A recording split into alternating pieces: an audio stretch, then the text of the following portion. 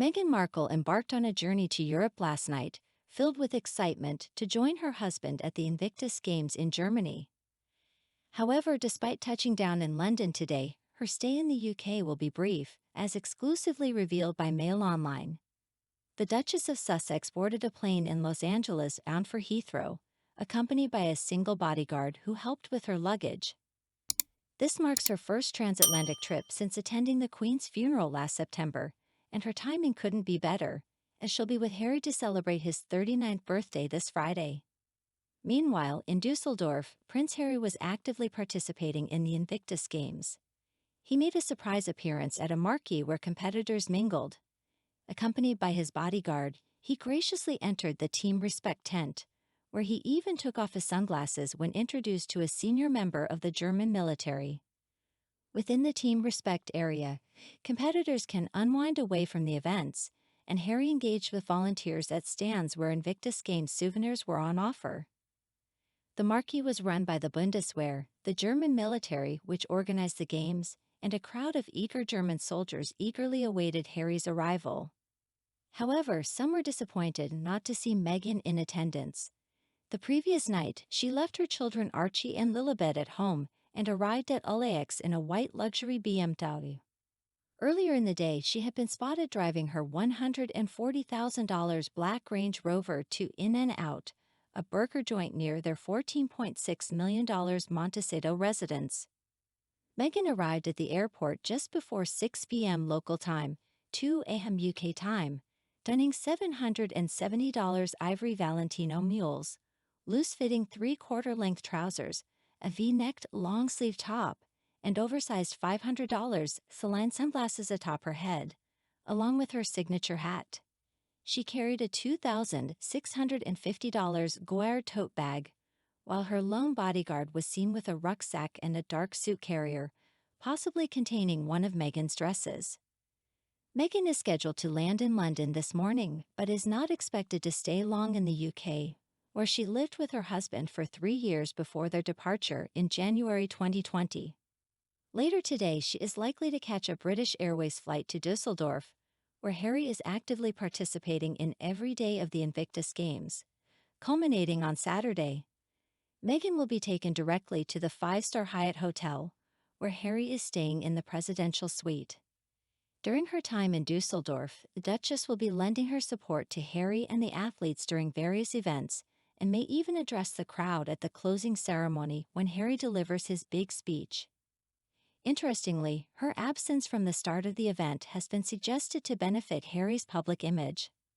Broadcaster Eamon Holmes, speaking on GB News, pointed out that Harry going solo allows him to shine in his own right and demonstrate his credibility and personality. Last night, Harry was seen presenting Team USA with their gold medals after they emerged victorious over Team UK in the Invictus Wheelchair Rugby final.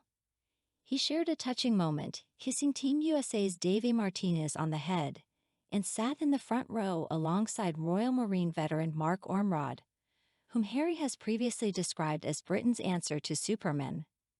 The atmosphere during the final at the Merkur Spiel Arena in Dusseldorf was electric, with both sets of fans passionately cheering on the competitors. Yesterday, Prince Harry brought smiles to the faces of 2 young boys during the games he attended. While walking alongside his security team, which included ex-U.S. presidential bodyguard Chris Sanchez and ex-Metropolitan Police Officer Dave Langdown, Prince Harry encountered 2 enthusiastic boys who eagerly extended their hands for a high five. Prince Harry happily accepted their gesture, and the children, one of whom was draped in a Union Jack flag, couldn't contain their excitement. They jumped up and down in joy, with one of them even raising a fist in celebration. The prince received a warm welcome in Germany, where he founded an annual competition in 2014 for wounded and disabled military veterans.